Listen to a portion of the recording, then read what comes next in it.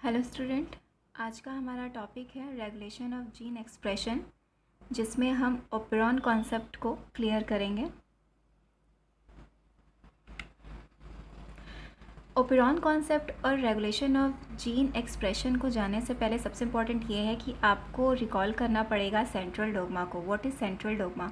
Central dogma जो होता है, जिसमें हम ये देखते हैं कि जो हमारा डीएनए होता है, जो हमारा जेनेटिक मटेरियल है, वो डीएनए ट्रांसक्रिप्शन की प्रोसेस के थ्रू क्या बनाता है? आरएनए बनाता है। जैसा हम यहाँ पर देख रहे हैं कि ये हमारा डीएनए है जो कि ट्रांसक्रिप्शन की प्रोसेस के थ्रू आरएनए बनाता है। आरएनए में ट्रांसलेशन की प्रोसेस के थ्रू क्या बनता है? प्रोटीन बनता है। बेसिकली हमारी बॉडी के अंदर ये जो प्रोटीन का फॉर्मेशन होता है, यहाँ पर सिर्फ इस कॉन्सेप्ट को समझने के लिए आपको यहाँ पर प्रोटीन के एक और फॉर्म को, यानी कि जो एंजाइम होता है ना, क्योंकि आपका जो एंजाइम है वो भी एक तरह का प्रोटीन ही होता है, तो यहाँ पर आपको प्रोटीन की जगह पर एंजाइम के फॉर्मेशन के कॉन्सेप्ट को समझ के चलना है, ठीक है, ताकि हम जो एप्रॉन का मेन कॉन्सेप्ट है उसको हम समझ सकें, ठीक है। तो सेंट्रल डोग्मा में क्या होता है कि जो डीएनए होता है, डीएनए जो कि हमारा जेनेटिक मटेरियल है, जो हमारा जीन है एक तरीके से, है ना, जीन का जब एक्सप्रेशन होता है तो जीन एक्सप्रेस होकर क्या बनाता है? आपका आरएनए बनाता है, डीएनए आरएनए बनाता है, और आरएनए से बनता है हमारा प्रोटीन, जो कि हम यहाँ पर एंजाइम को लेकर चलेंगे, क्योंकि हमारा जो एंजाइम है वो भी क्या होता है? प्रोटीन ही होता है ना। तो जो एंजाइम है उसका फॉर्मेशन कैसे होता है, और जीन जब एक्सप्रेस होते हैं तो किस तरीके से वो एंजाइम का फॉर्मेशन करते हैं, यही हमको किस में पढ़ना है? रेगुलेशन ऑफ जीन एक्सप्रेशन में पढ़ना है। जीन रेगुलेशन में हमको ये जानना है कि हमारी जो बॉडी होती है, ठीक है, हमारी बॉडी के अंदर डिफरेंट ऑर्गन्स होते हैं, और ये जो हमारे ऑर्गन्स हैं वो अलग अलग तरीके की सेल से बने होते हैं। हर एक ऑर्गन का एक अपना ही सेल होता है, ठीक है। तो जो सेल होती है उसके डेवलपमेंट के लिए, सेल की ग्रोथ के लिए, सेल के डिवीजन के लिए उनको किसकी ज़रूरत पड़ती है? एक पर्टिकुलर प्रोटीन की ज़रूरत पड़ती है, ठीक है। अपने मेटाबॉलिज्म को चलाने के लिए अपने अंदर जितने भी सेल्स हैं उनकी प्रोसेस को रेगुलर करने के लिए उनको किसकी ज़रूरत पड़ती है? प्रोटीन की और एंजाइम की ज़रूरत पड़ती है, ठीक है। प्रोटीन और एंजाइम दोनों की ज़रूरत पड़ती है।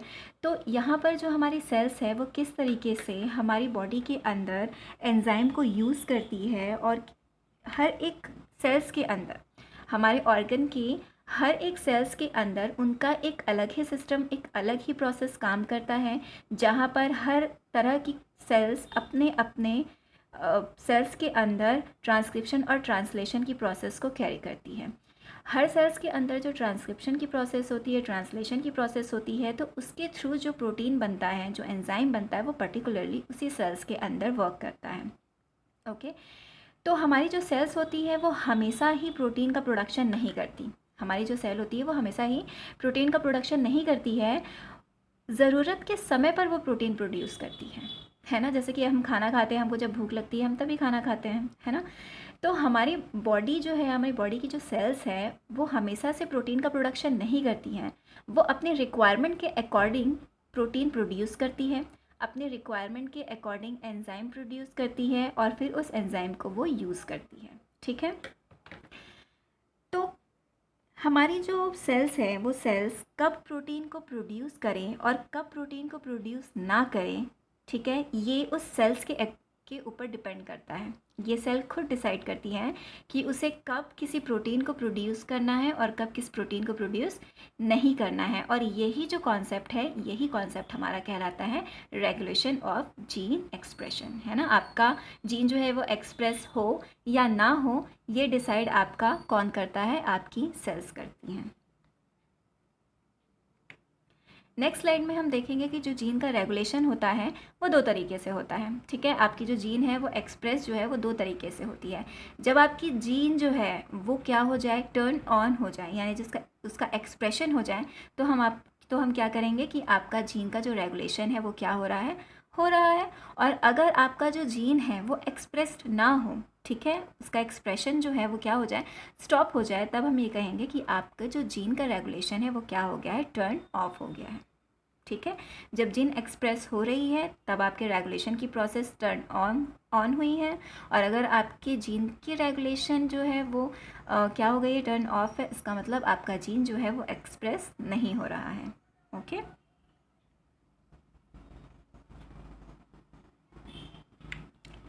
नेक्स्ट स्लाइड में है मेन जो आपके ऑपेरन का जो कॉन्सेप्ट है वो कैसा होता है। इस कॉन्सेप्ट को सबसे पहले दिया था जैकब और मोनार्ड ने इन 1961 में, ठीक है।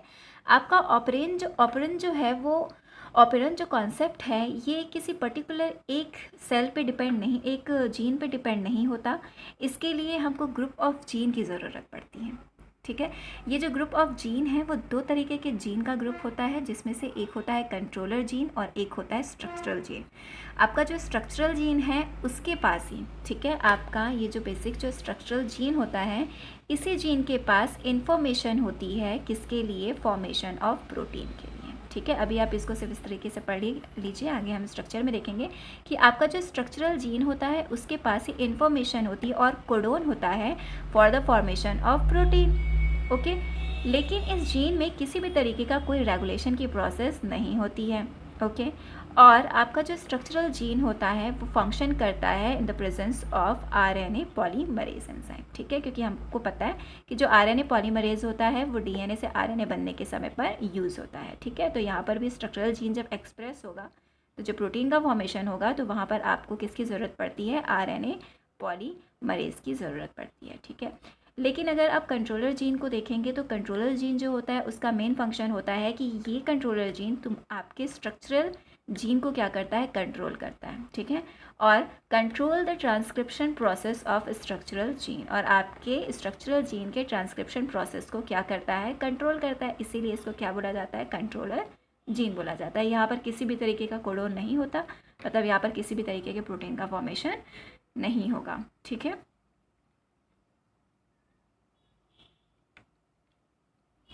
उसके बाद हम एक एक जीन के बारे में देखेंगे। यहाँ पर जो कंट्रोलर जीन है वो मेनली 3 टाइप के होते हैं आपके ऑपेरन कॉन्सेप्ट में, जिसमें एक होता है आपका रेगुलेटर जीन, ठीक है। रेगुलेटर जीन जैसे नाम से क्लियर हो रहा है कि ये क्या करेगा, रेगुलेट करेगा। रेगुलेट का मतलब क्या होता है कि किसी भी चीज़ को क्या करना, इंक्रीज़ करना या डिक्रीज़ करना, है ना।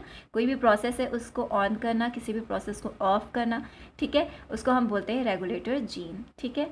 उसके बाद सेकंड जो है वो है आपका प्रमोटर जीन। प्रमोटर जीन मतलब ये प्रमोट करेगा किसी भी प्रोसेस को, क्या करना है, इसको प्रमोट करना है। और प्रमोट करने के लिए यही जो जीन होता है यही जीन रिस्पॉन्सिबल होता है for the with the binding of RNA polymerase, ठीक है। उसके बाद आता है आपका ऑपरेटर जीन। ऑपरेटर जीन जो होता है ये जो है कनेक्ट रहता है आपके रेगुलेटरी जीन से। आपका जो रेगुलेटरी जीन है वो पर्टिकुलरली आपके ऑपरेटर जीन को ही क्या करता है, रेगुलेट करता है, ठीक है। नेक्स्ट जो स्लाइड है वहाँ पर हम देखेंगे स्ट्रक्चरल जीन के बारे में। स्ट्रक्चरल जीन कैसा होता है, तो यहाँ पर देखो 3 तरीके के जीन जो है यहाँ पर काम करते हैं। ये बेसिकली हम लैक एपरन के कॉन्सेप्ट में देख रहे हैं, ठीक है, जो आगे मैं आपको क्लियर करूँगी। पर आपको यहाँ पर बेसिकली ये याद रखना है कि जो स्ट्रक्चरल जीन होते हैं वो 3 तरीके के जीन का बना हुआ होता है, जिसको हम बोलते हैं Z, Y और A जीन, जो कि पर्टिकुलरली किसी एक स्पेसिफिक एंजाइम के प्रोडक्शन के लिए रिस्पॉन्सिबल होता है। तो यहाँ पर आप एक बार देख लीजिए क्या है कि यहाँ पर जो जीन Z है ये बीटा गैलेक्टोसाइडेज एंजाइम का प्रोडक्शन करता है, और यहाँ पर जो जीन Y है वो बीटा गैलेक्टोसाइड परमेज एंजाइम के लिए रिस्पॉन्सिबल होता है, और जो जीन A है वो beta galactoside transacetylase enzyme के प्रोडक्शन के लिए रिस्पॉन्सिबल होता है। तो ये बेसिक स्ट्रक्चर है आपके ऑपेरन का। तो आप यहाँ पे देखोगे कि आपका जो ऑपेरॉन है वहाँ पर रेगुलेटरी जीन, हमने पढ़ा था कि आपकी जो रेगुलेटरी जीन होती है वो रेगुलेशन का काम करती है, ठीक है। तो यहीं पर आपका रेगुलेटरी जीन है, यहाँ पर आपका प्रमोटर है और ये आपका ऑपरेटर है, ठीक है। उसके बाद हमने स्ट्रक्चरल जीन के बारे में देखा था। तो स्ट्रक्चरल जीन का अरेंजमेंट इस तरीके से होता है। तो आपका जो स्ट्रक्चरल जीन होता है यही क्या करता है, ट्रांसक्रिप्शन की प्रोसेस करता है, ट्रांसलेशन की प्रोसेस करता है और फाइनली बनाता है आपका प्रोडक्ट। जो यहाँ पर प्रोडक्ट के फॉर्म में हम प्रोटीन को देख रहे हैं, लेकिन यहाँ पर जब हम ऑपेरॉन का कॉन्सेप्ट पढ़ेंगे तो यहाँ पर हमको जो है प्रोडक्शन होगा वो वहाँ पर किसका होगा, एंजाइम का प्रोडक्शन होगा। तो देख रहे हैं कि ये आपका एक तरीके का जीन है। जीन से हमने ट्रांसक्रिप्शन की प्रोसेस हुई जिससे हमको mRNA मिला। mRNA का मतलब होता है मैसेंजर RNA, जिसके पास मैसेज होता है प्रोटीन के फॉर्मेशन का, ठीक है। तो यहाँ पर ट्रांसलेशन की प्रोसेस हो रही है, ट्रांसलेशन के थ्रू आपका प्रोटीन बन रहा है, ओके। तो इस तरीके का ये बेसिक स्ट्रक्चर है आपके ऑपेरॉन का, ठीक है। उसके बाद हम देखते हैं जो कि रेगुलेटरी प्रोटीन है, आपका जो रेगुलेटरी जीन होता है, ठीक है, जो कि हमने पीछे पिछली जो स्लाइड में हमने देखा कि यहाँ पर आपका रेगुलेटरी जीन था, तो यही रेगुलेटरी जीन जो है वो क्या बना रहा है, आपका रेगुलेटरी प्रोटीन बना रहा है। ये जो रेगुलेटर प्रोटीन होता है, यही रेगुलेटर प्रोटीन की वजह से ही आपकी ऑपेरॉन का जो कंट्रोल सिस्टम है वो वर्क करता है। ठीक है, आपके ऑपेरॉन कंट्रोल का जो मेन बेस होता है वो होता है रेगुलेटर प्रोटीन, है ना। आपका ऑपेरॉन कैसे कंट्रोल करता है ये रेगुलेटर प्रोटीन डिसाइड करेगा। ठीक है, तो क्या होता है कि जब आपके ऑपेरॉन सिस्टम पे किसी भी तरीके से क्या होती है, ब्लॉकिंग हो जाती है ट्रांसक्रिप्शन के प्रोसेस की, मतलब ये कि आपका जो जीन है वो ब्लॉक हो गया और उसमें ट्रांसक्रिप्शन की प्रोसेस नहीं हो रही है। ठीक है, आपके रेगुलेटर प्रोटीन ने ट्रांसक्रिप्शन की प्रोसेस को अगर ब्लॉक कर दिया तो यहाँ पर इसको हम कहेंगे नेगेटिव कंट्रोल। किसका, आपके ऑपेरॉन का नेगेटिव कंट्रोल, क्योंकि यहाँ पर इसके जो रेगुलेटरी प्रोटीन है उसने क्या कर दिया, ट्रांसक्रिप्शन प्रोसेस को ब्लॉक कर दिया। लेकिन इस साइड आप देखेंगे कि जब अगर आपका जो रेगुलेटरी प्रोटीन है वो आपके ट्रांसक्रिप्शन की प्रोसेस को प्रमोट करे मतलब कि आपके ट्रांसक्रिप्शन की प्रोसेस को रेगुलरली होने दें, उसको ब्लॉक ना करें, तब हम इसको क्या बोलेंगे, तो इस तरीके का जो कंट्रोल है वो होता है आपका पॉजिटिव कंट्रोल। ठीक है, यहाँ पर क्या हो रहा था, नेगेटिव कंट्रोल, क्योंकि इसने ट्रांसक्रिप्शन की प्रोसेस को ब्लॉक कर दिया था। लेकिन यहाँ पर पॉजिटिव कंट्रोल हो रहा है क्योंकि यहाँ पर क्या हो रहा है, आपके ट्रांसक्रिप्शन की प्रोसेस को क्या किया जा रहा है, प्रमोट किया जा रहा है। ठीक है, उसके बाद आपका जो प्रमोटर जीन है उसका मेन फंक्शन क्या होता है, तो आपका जो प्रमोटर जीन है, ठीक है, आपका जो प्रमोटर जीन है वो क्या करता है, ये इन्फॉर्मेशन देता है किसको, आपके आरएनए पॉलीमरेज को। आपका जो आरएनए पॉलीमरेज है जो कि रिस्पॉन्सिबल होता है for the process of transcription.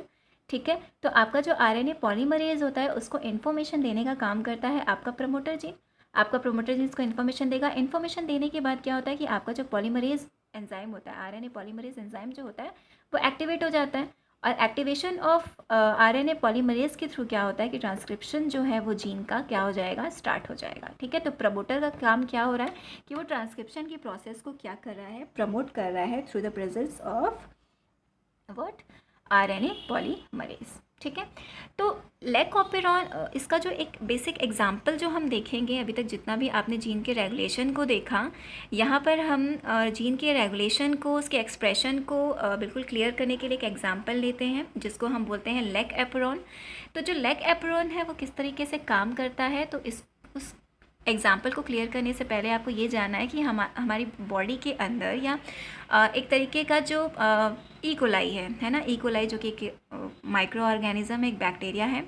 ठीक है, तो इकोलाई की बॉडी के सिस्टम के अंदर इकोलाई जो है वो एक तरीके का लैक्टोज फर्मेंटिंग बैक्टीरिया है। ठीक है, तो यहाँ पर हम स्पेसिफिकली ऐसे कि इकोलाई की बात करें जो कि लैक्टोज के फर्मेंटेशन की प्रोसेस में हेल्प करता है। ठीक है, तो किस तरीके से आपके इकोलाई के सेल्स के अंदर किस तरीके से आपके लैक्टोज का क्या होता है, फर्मेंटेशन होता है, मतलब एक तरीके से उसका ब्रेक डाउन होता है।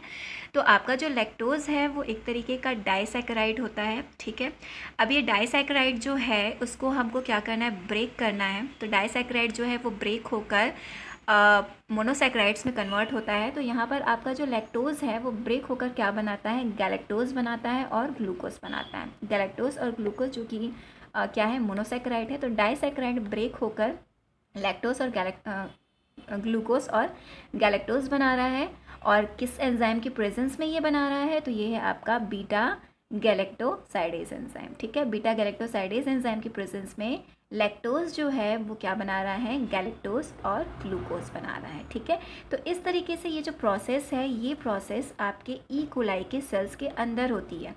ठीक है, जब आपकी ई कोलाई जो है वो एक ऐसे मीडिया में पहुंच जाए जहां पर क्या प्रेजेंट है, जहां पर लैक्टोज प्रेजेंट है, तो आपका ये ई कोलाई क्या करने लगेगा, इस लैक्टोज को कंज्यूम करने लगेगा, है ना, इस लैक्टोज को क्या करने लगेगा, ब्रेक करने लगेगा। तो किस तरीके से ई कोलाई इसको ब्रेक करता है, तो आपका सबसे पहले मीडिया के अंदर जब आपका लैक्टोज प्रेजेंट होगा तो ई कोलाई जो है वो सबसे पहले इस लैक्टोज को एब्जॉर्ब करेगा। जब ये लैक्टोज उसकी बॉडी के अंदर ट्रांसफ़र हो जाएगा तब ई कोलाई की बॉडी के सिस्टम के अंदर क्या होना है कि ये लैक्टोज ब्रेक डाउन होगा गैलेक्टोज और ग्लूकोज के अंदर। इसी को ही कहते हैं लैक्टोज मेटाबॉलिज्म। ठीक है, जो कि एक ई कोलाई के अंदर हम पढ़ते हैं। ठीक है, ई कोलाई के सेल्स के अंदर हम पढ़ते हैं। तो इस तरीके से जो लैक एपेरॉन है वो वर्क करता है ई कोलाई के सिस्टम के अंदर ना। ई कोलाई जो सेल है उसके अंदर आपका लैक ऑपेरॉन चलता है ना, लैक ऑपेरॉन की प्रोसेस होती है। तो ये लैक ऑपेरॉन की प्रोसेस कहती है, लैक से समझ में आ रहा है कि क्या है, तो लैक से है आपका लैक्टोज, ठीक है। तो यहाँ पर आप क्लियर देखना कि किस तरीके से प्रोसेस होती है।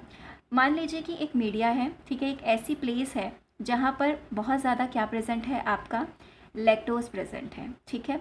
जब आपका लैक्टोज प्रेजेंट है तो आपका जो बैक्टीरिया है वो उस लैक्टोज को क्या करेगा, आपकी मीडिया के अंदर जो लैक्टोज है वहाँ पर आपका बैक्टीरिया पहुँचकर क्या करेगा, उस लैक्टोज को ब्रेक डाउन करेगा, है ना, क्योंकि बैक्टीरिया का तो काम ही वही होता है। बैक्टीरिया जो है वो किसी भी चीज़ को क्या करता है, ब्रेक डाउन करता है ना, कंज्यूम करता है। कंजप्शन के रूप में हम बोलते हैं कि बैक्टीरिया जो है वो काम करता है, किसी भी चीज़ को डिग्रेड करता है ना, डिग्रेडेशन की प्रोसेस होती है। तो अगर किसी मीडिया में, किसी ऐसे प्लेस में जहाँ पर लैक्टोज प्रेजेंट है, तो वहाँ पर बैक्टीरिया क्या करेगा, बैक्टीरिया उस लैक्टोज को क्या करेगा, ब्रेक करेगा, और ब्रेक करके क्या बनाएगा, ग्लूकोज और गैलेक्टोज बनाएगा। तो यहाँ पर देखो सबसे पहले ओके आपके बैक्टीरिया के अंदर एक क्या है, जीन प्रेजेंट है, ठीक है। आप क्या, ये जीन प्रेजेंट है, ठीक है। जब किसी भी मीडिया में या किसी भी प्लेस में जहाँ पर क्या है, आपका गैलेक्टोज जो है वो एब्सेंट है, ठीक है, एब्सेंस ऑफ गैलेक्टोज वहाँ पर प्रेजेंट नहीं है, तो उस केस में क्या होता है कि आपके जीन में जो रेगुलेटर जीन्स हैं, है ना, आपके पूरे जीन में जो रेगुलेटर जीन प्रेजेंट हैं, ये रेगुलेटर जीन क्या करते हैं, ट्रांसक्रिप्शन और ट्रांसलेशन की प्रोसेस के थ्रू एक एक्टिव रेगुलेटर प्रोटीन बनाते हैं। ये एक एक्टिव रेगुलेटर प्रोटीन है जिसको हम रिप्रेसर बोलते हैं, रिप्रेसर जो किसी प्रोसेस को रिप्रेस कर दे। तो ये जो है ये क्या करता है, आपका रेगुलेटर जीन, मैंने कहा था आपसे कि ये हमेशा किससे जाकर बाइंड करता है, आपके ऑपरेटर से जाकर बाइंड करता है, ठीक है। तो यहाँ पर क्या होता है कि ये एक्टिवेटेड जो रिप्रेसर है ये जाकर बाइंड कर लेता है आपके ऑपरेटर से।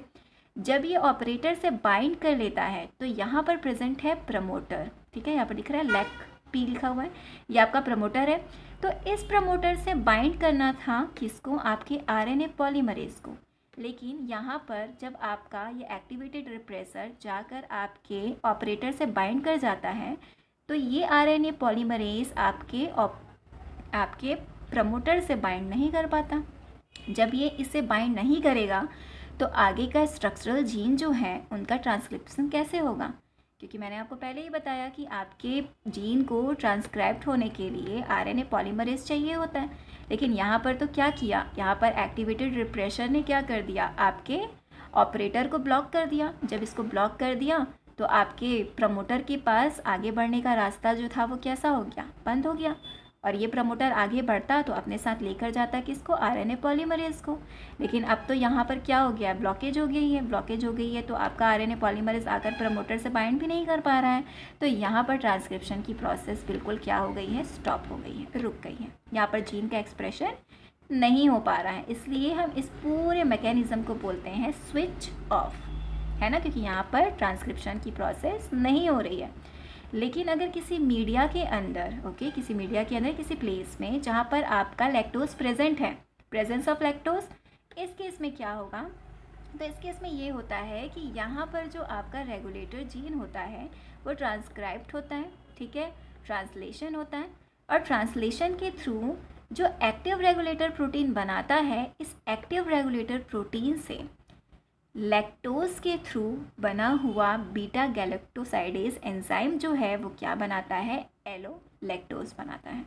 ये जो एलो लैक्टोज है ये एक तरीके के इंड्यूसर का काम करता है, ठीक है, मैं आगे बताऊंगी कि किस तरीके से इंड्यूसर का काम कर रहा है ये।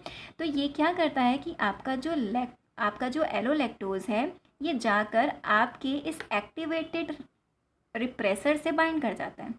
जब ये आपके एक्टिवेटेड रिप्रेसर से बाइंड करता है तो ये आपका एक्टिवेटेड रिप्रेसर इनएक्टिव हो जाता है, ठीक है।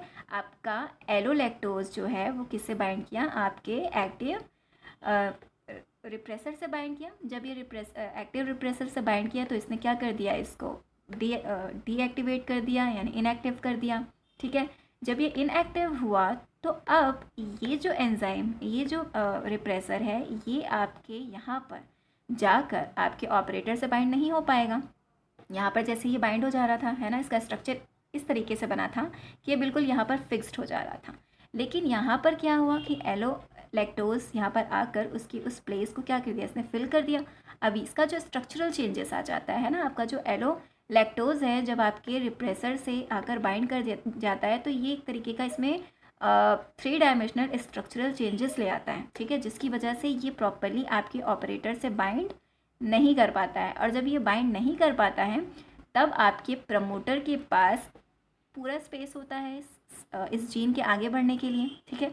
तो यहाँ पर आपका जो प्रमोटर होता है, आपका ऑपरेटर फ्री है, तो आपका जो प्रमोटर है इसे ईजिली आपका आरएनए पॉलीमरेज आकर बाइंड कर जाता है, ठीक है। और यहीं से ही आपके इस जीन का ट्रांसक्रिप्शन जो है वो स्टार्ट हो जाता है। तो यहीं पर मैंने आपको बताया था कि कौन कौन से जीन थे। तो आपके यहाँ पर Z, Y और A जीन हमने देखे थे, स्ट्रक्चरल जीन हमने देखा था। तो इन स्ट्रक्चरल जीन का यहाँ पर क्या होगा, ट्रांसक्रिप्शन और ट्रांसलेशन होगा, जिसके थ्रू प्रोटीन बनेगा। तो मैंने कहा था कि प्रोटीन की जगह पे आपको क्या देखना है, एंजाइम देखना है। तो देखिए यहाँ पर एंजाइम बन रहा है, ठीक है, 3 तरीके का एंजाइम। तो आपका जो Z है, यहाँ पर जो Z है उससे बनेगा आपका बीटा गैलेक्टोसाइडेज, और यहाँ पर जो Y है उससे बनेगा आपका बीटा गैलेक्टोसाइडेज परमेज, और A जो है यहाँ पर आपका बनेगा beta galactosidase transacetylase enzyme बनेगा। अब इस एंजाइम का इंपॉर्टेंस क्या है, इसका फंक्शन क्या है। तो बीटा गैलेक्टोसाइडेज का तो आपको पता है कि ये जो है लैक्टोज को किस में कन्वर्ट करता है, ग्लूकोज में और गैलेक्टोज में कन्वर्ट करता है। इसके साथ साथ जो परमेज होता है, ठीक है, गैलेक्टोसाइडेज परमेज जो एंजाइम है, तो परमेज से देखो परमेबिलिटी है ना, किसी भी चीज़ की ट्रांसपेरेंसी हम बोल सकते हैं। तो ये जो एंजाइम होता है ये क्या करता है कि ये बैक्टीरिया की सेल को उसकी जो सेल वॉल होती है, ठीक है, उसकी जो आउटर मेम्ब्रेन होती है बैक्टीरिया की, ठीक है, उसको क्या कर देता है, परमेज मतलब कि क्या कर देता है, ट्रांसपेरेंट कर देता है, ठीक है। ये इस एंजाइम की वजह से ही लैक्टोज जो है, ठीक है, वो आपके बैक्टीरियल सेल्स के अंदर ईजिली क्या हो जाता है, एंटर कर जाता है, ट्रांसफ़र हो जाता है ना। एक तरीके आप ये बोल सकते हैं कि आपका जो बैक्टीरिया होता है वो आपके लैक्टोज को एब्जॉर्ब करता है। तो एब्जॉर्प्शन के थ्रू जब वो बैक्टीरिया सेल्स के अंदर आता है लैक्टोज, तो किसकी वजह से आता है, आपके बीटा गैलेक्टोसाइडेज परमेज एंजाइम की वजह से ही आता है, जो कि बैक्टीरिया की सेल्स को क्या कर देता है, ट्रांसपेरेंट और परमेएबल कर देता है फॉर लैक्टोज, ठीक है। उसके बाद आता है आपका ट्रांस एसिटाइलेज, जो कि आपके इस पूरे प्रोसेस के थ्रू क्या करता है, आपके बीटा गैलेक्टोसाइडेज और बीटा गैलेक्टोसाइडेज परमेज एंजाइम के लिए ये भी एक तरीके से क्या करता है, यूज़फुल एंजाइम के रूप में यहाँ पर काम करता है, वर्क करता है, ठीक है।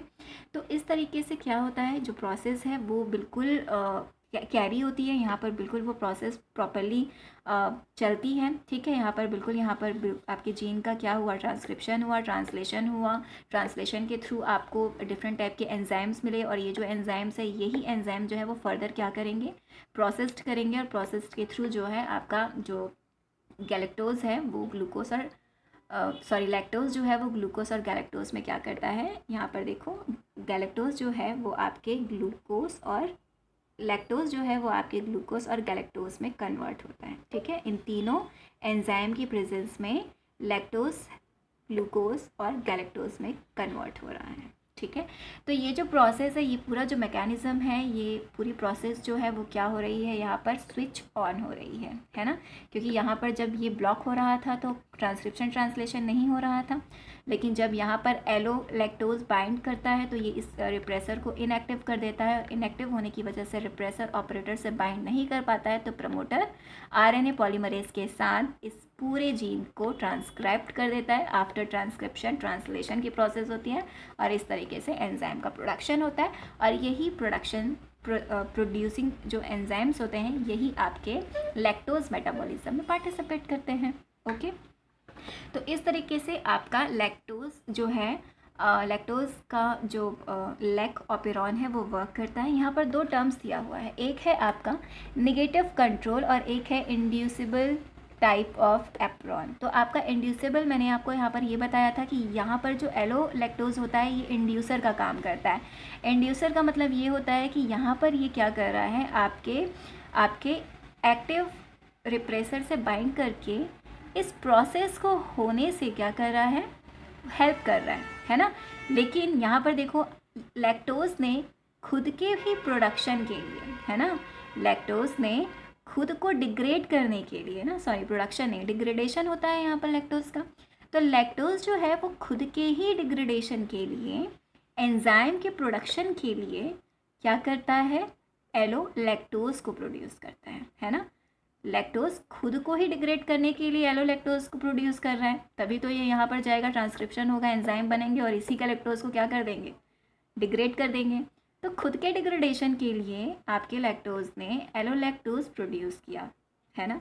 तो ये जो प्रोसेस है ये एक तरीके का इंड्यूसर का काम कर रहा है आपका एलो लैक्टोज, इसीलिए इस पूरे प्रोसेस को हम क्या बोलते हैं, इंड्यूसिबल टाइप ऑफ एपेरोन कहते हैं, ठीक है। अब ये जो एपेरोन है, इस ऑपेरोन में क्या होता है कि आपका ये जो ऑपेरोन है वो एक तरीके का निगेटिव कंट्रोल शो करता है। निगेटिव कंट्रोल शो करता है का मतलब ये है कि यहाँ पर आपको क्या करना है, यहाँ पर आपको लैक्टोज को क्या करना है, डिग्रेड करना है, आपको लैक्टोज को ब्रेक करना है।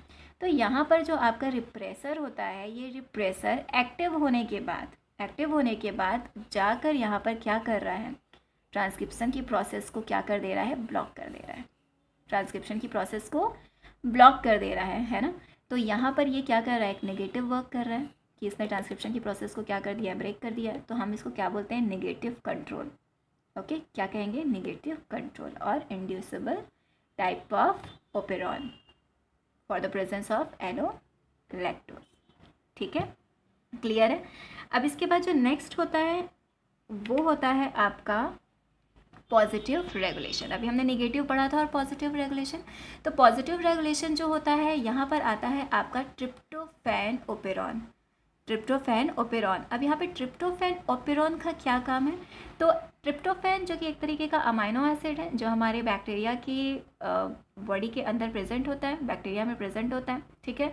तो ये जो ट्रिप्टोफैन है, ये जो अमाइनो एसिड है, इस अमाइनो एसिड की जो प्रेजेंस होती है ना, वो सेल्स के अंदर अगर है, एक पर्टिकुलर सेल के अंदर अगर आपके ट्रिप्टोफैन की प्रेजेंस है, तो यही ट्रिप्टोफैन इस जीन के रेगुलेशन को क्या कर देता है, ऑफ कर देता है, क्लियर है। हम लैक एपेरोन में क्या पढ़ रहे थे कि वहाँ पर जब आपका लैक्टोज जो है वो प्रेजेंट होता है, तब यहाँ पर जीन के एक्सप्रेशन होते हैं ताकि हम क्या कर सकें, लैक्टोज को डिग्रेड कर सकें। लेकिन यहाँ पर क्या हो रहा है कि यहाँ पर ऑलरेडी आपके सेल्स के अंदर जो है वो ट्रिप्टोफैन प्रेजेंट है, ये देखिए, ये ट्रिप्टोफैन प्रेजेंट है। तो जब आपके सेल्स के अंदर ऑलरेडी ट्रिप्टोफैन प्रेजेंट है, तो आपको और ट्रिप्टोफैन बनाने की ज़रूरत नहीं होगी, है ना। तो यहाँ पर जब एक्सेस अमाउंट में आपका ट्रिप्टोफैन सेल्स के अंदर प्रेजेंट होता है, तो ये ट्रिप्टोफैन यहाँ पर प्रेजेंट रेगुलेटरी जीन के थ्रू जो बनने वाला आपका क्या होता है, इंड्यूसर होता है आपका, सॉरी रिप्रेसर होता है। तो ये क्या करता है कि इस रिप्रेसर को जो कि इनएक्टिव है, ट्रिप्टोफैन इससे बाइंड होने के बाद इसको एक्टिवेट कर देता है, ठीक है। क्योंकि एक्सेस अमाउंट में आपके सेल्स के अंदर ट्रिप्टोफैन पहले से प्रेजेंट है ना, तो आपको ट्रिप्टोफैन की ज़रूरत नहीं है। तो ये ट्रिप्टोफैन क्या करता है कि ये ट्रिप्टोफैन जाकर आपके इनएक्टिव फॉर्म ऑफ रिप्रेसर से बाइंड करके उसको एक्टिव कर देता है। जब ये इसको एक्टिव कर देता है तो आपका ये जो रिप्रेसर है ये जाकर बाइंड कर जाता है आपके ऑपरेटर से, और ऑपरेटर से बाइंड हो जाने के बाद आपका वही होता है कि आपका जो आरएनए पॉलीमरेज होता है वो आपके प्रमोटर से बाइंड नहीं कर पाता है, और ये यहाँ पर बाइंड नहीं होने की वजह से फर्दर आपके ट्रांसक्रिप्शन की जो प्रोसेस होती है वो क्या हो जाती है, स्विच ऑफ हो जाती है, ठीक है। लेकिन जब आपके सेल्स के अंदर, ठीक है, ट्रिप्टोफैन नहीं है, तो आपको ट्रिप्टोफैन की रिक्वायरमेंट है, आपके सेल्स को ट्रिप्टोफैन की रिक्वायरमेंट है, क्योंकि ट्रिप्टोफैन क्या है, एक तरीके का अमाइनो एसिड है, और अमाइनो एसिड की तो ज़रूरत हमको होती है for the production of protein, है ना, for the production of enzyme. हमको ट्रिप्टोफैन की ज़रूरत पड़ती है क्योंकि वो एक अमाइनो एसिड है। तो यहाँ पर हमको ट्रिप्टोफैन की ज़रूरत है, तो कौन सी प्रोसेस होगी, तो यहाँ पर क्या होता है कि ट्रिप्टोफैन की एब्सेंस में, क्योंकि बॉडी के अंदर अब ट्रिप्टोफैन बिल्कुल ख़त्म हो चुका है, अब हमको ट्रिप्टोफैन की रिक्वायरमेंट है। तो जब हमको ट्रिप्टोफैन की रिक्वायरमेंट होती है तो उस समय यहाँ पर तो ट्रिप्टोफैन नहीं है, तो यहाँ पर ट्रिप्टोफैन नहीं होने की वजह से आपका ये जो रिप्रेसर होता है, आपका ये इनएक्टिव फॉर्म का जो रिप्रेसर होता है वो एक्टिवेट हो ही नहीं पाता, क्योंकि यहाँ पर इसको एक्टिवेट करने के लिए तो ट्रिप्टोफैन की ज़रूरत पड़ी थी ना, आपके ट्रिप्टोफैन ने इसको एक्टिवेट किया था। लेकिन यहाँ पर ट्रिप्टोफैन जो कि सेल से ख़त्म हो चुका है तो ये बिल्कुल इनएक्टिव हो गया। तो जब ये इनएक्टिव हो गया तो ये बिल्कुल यहाँ पर बाइंड नहीं कर पाएगा। जैसे यहाँ पर ये एक्टिवेट होकर बाइंड कर रहा था, अब यहाँ पर तो इनएक्टिव हो गया, तो कैसे बाइंड करेगा? तो जब ये बाइंड नहीं कर पाएगा तो यहाँ पर आपका डीएनए जो पॉलीमरेज है वो ईजिली आपके प्रमोटर से बाइंड करेगा। और जब ये प्रमोटर से बाइंड करेगा तो फर्दर आपकी ये पूरी जो जीन है वो क्या हो जाएंगे, ट्रांसक्राइब हो जाएंगे। ट्रांसक्रिप्शन के बाद ट्रांसलेशन होगा, और ट्रांसलेशन होने के बाद देखिए डिफरेंट टाइप के यहाँ पर एंजाइम का क्या हो रहा है, प्रोडक्शन हो रहा है, जो कि डिफरेंट वे में काम करते हैं, अलग अलग प्रोसेस में काम करते हैं। ठीक है, तो ये जो प्रोसेस इसमें आप देखना कि जब हम किसके बारे में बात कर रहे थे, क्लियर कॉन्सेप्ट हो जाए। ठीक है, तो यहाँ पर क्या होता है कि जब हम लैकोप्रोन की बात करते हैं तो absence of lactose, absence of lactose की प्रेजेंट, मतलब लैक्टोज जब एब्सेंट होता है तब जो मैकेनिज्म है वो स्विच ऑफ हो जाती है। लैक्टोज एब्सेंट है तो प्रोसेस जो है वो स्विच ऑफ है, लेकिन जब आपका लैक्टोज प्रेजेंट है तो प्रोसेस जो है वो स्विच ऑन है।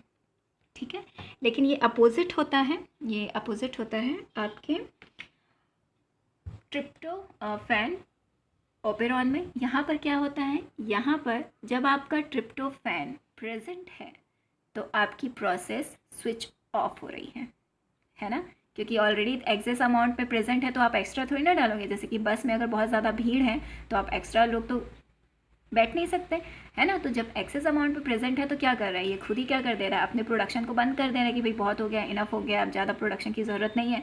तो ये खुद ही जाकर क्या कर देता है, रिप्रेसर से बाइंड करके इसको एक्टिवेट कर देता है, और रिप्रेसर को बोलता है कि चलो भाई जाओ ऑपरेटर से बाइंड करो और बिल्कुल मेरे प्रोडक्शन को ब्लॉक कर दो। ठीक है, तो यहाँ पर ट्रिप्टोफैन की प्रेजेंस की वजह से आपका स्विच ऑफ हो जा रहा है, और यहाँ पर क्या हो जा रहा है, ट्रिप्टोफैन के एब्सेंस की वजह से स्विच ऑन हो जा रहा है।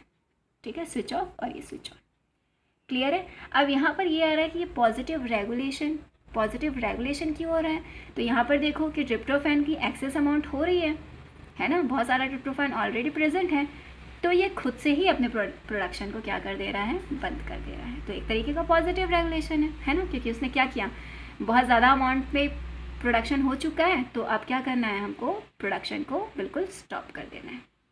क्लियर है, तो आई होप आपको ये जो ओपेरॉन का जो कॉन्सेप्ट है वो क्लियर समझ में आया होगा। दो तरीके के आपके ओपेरॉन वर्क करते हैं, जिसमें से एक पॉजिटिव होता है, एक नेगेटिव होता है। आपको ये याद रखना है कि आपका जो लैक ओपेरॉन होता है वो हमेशा से एक नेगेटिव कंट्रोल और एक नेगेटिव रेगुलेशन को शो करता है।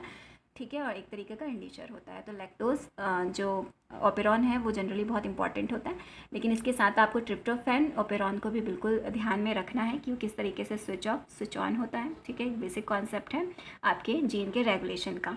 तो बेसिकली ये जो जीन का रेगुलेशन होता है ये आपके हर एक सेल में होता है, आपकी बॉडी के अंदर की हर एक सेल्स में, आपके हर एक ऑर्गन की सेल्स में जीन का रेगुलेशन होता है, क्योंकि आपके जो जीन हैं यही जीन जो है वो डिसाइड करते हैं कि कौन से एंजाइम को बनाना है और कौन से एंजाइम को नहीं बनाना है।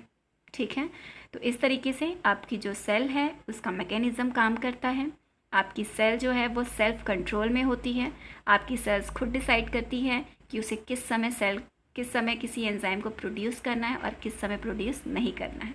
इसको बेसिक आप ये समझ सकते हैं कि जब हम डाइजेशन के लिए पढ़ते हैं तो हम जब खाना खाते हैं तभी तो हमारे शरीर के अंदर, हमारी बॉडी के अंदर, हमारे डाइजेस्टिव सिस्टम के अंदर ऐसे एंजाइम प्रोड्यूस होते हैं जो हमारे खाने को डाइजेस्ट करते हैं। अगर हम खाना खाएंगे ही नहीं तो डाइजेशन कैसे होगा। तो आपकी सेल्स जो है वो खुद ही डिसाइड करती है कि उसे कब और कैसे और कितने अमाउंट में किसी भी एंजाइम को, किसी भी प्रोटीन को प्रोड्यूस करना है ताकि वो फर्दर अपना मेटाबॉलिज्म चला सके। ठीक है, तो इसी पर बेस्ड होता है आपका ओपेरॉन सिस्टम। आई होप कि आप लोगों को ये टॉपिक जो है वो क्लियर हुआ होगा। So thank you.